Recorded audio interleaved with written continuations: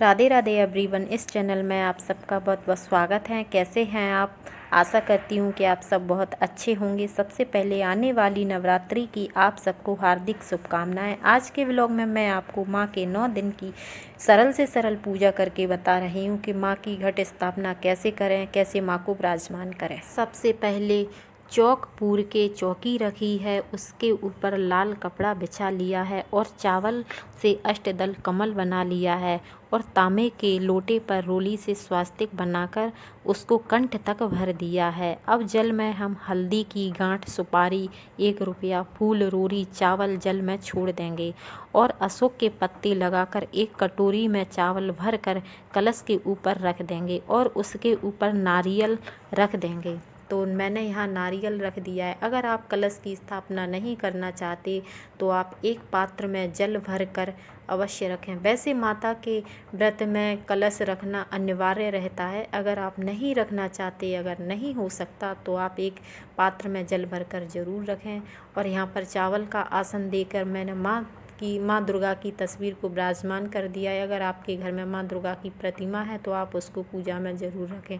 और चावल का आसन देकर मैंने यहाँ दीपक रखा है और सबसे पहले पूजा में आपको दीपक प्रज्वलित करना है। तो दीपक प्रज्वलित करने के बाद अब मैं यहाँ पर भाव रूपी स्नान कराऊंगी। तो मैंने एक पात्र में जल ले लिया है और फूल से मैं भाव रूपी स्नान कराऊंगी सबको। तो कलश पर स्नान करा दिया है, माँ दुर्गा को स्नान करा दिया है।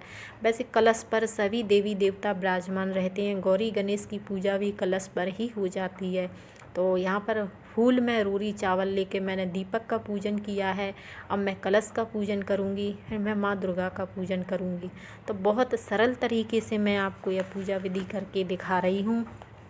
अब माँ दुर्गा को श्रृंगार अर्पित करूँगी और भोग लगाऊंगी। तो भोग में मैं लौंग और बतासे का भोग लगाऊंगी। अगर हो सकता है तो आप लौंग और बतासे का भोग लगाएं। पंचमेवे का भी भोग लगा सकते हो, फल का भी भोग लगा सकते हो। वैसे माँ दुर्गा को लौंग बतासे का भोग लगाया जाता है। तो 9 दिन तक आप इसी तरीके से पूजा कर सकते हो। 9 दिन तक अगर आप अखंड जोत भी रखना चाहते हो, जोत जलाना चाहते हो तो आप अखंड जोत भी जला सकते हो, ज्वारे भी बह सकते हो। अखंड जोत की देख रेख थोड़ी ज़्यादा रहती है। अगर आप रख सकते हो, जलाना चाहते हो तो जला सकते हो। तो वैसे मैं आपको बहुत सरल से सरल तरीके से पूजा करके दिखा रही हूँ। आप 9 दिन तक इसी तरीके से पूजा कर सकते हो।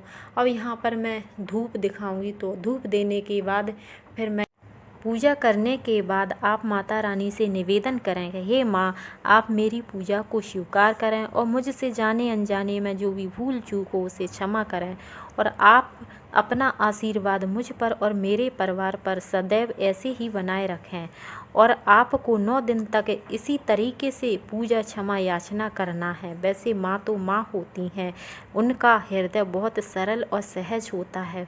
वो कभी अपने बच्चों से नाराज़ नहीं होती। वो अपनी कृपा दृष्टि अपने बच्चों पर सदैव ऐसे ही बनाए रखती हैं। अब मैं हवन करके दिखा रही हूँ। तो जो हवन सामग्री है वो मार्केट में आपको आसानी से मिल जाएगी। तो पहले आपको घी की, फिर हवन सामग्री और लौंग बतासे से। तो 1 बतासा 2 लौंग, इस तरीके से आपको 3-5 ऐसी आहुति देनी है। तो बहुत सरल से सरल तरीके से मैंने आपको पूजा करके दिखाई है। हवन करने के बाद फिर मैं आरती करूँगी। अगर आपको लाल फूल मिल जाए तो बहुत अच्छा है, क्योंकि माता रानी को लाल फूल बहुत पसंद हैं। तो एक प्लेट ले ली है, रोली से स्वास्तिक बना लिया है, इसमें फूल और चावल डाल लिए हैं। तो यहाँ पे मैंने माँ दुर्गा की आरती की है। आरती करने के बाद मैं जल से अर्घा दे दूँगी और माँ से क्षमा याचना मांगूंगी। मेरी वीडियो अगर आपको अच्छी लगी हो तो लाइक करें, शेयर करें। अगर आप नए हो तो प्लीज़ चैनल को सब्सक्राइब करें। धन्यवाद।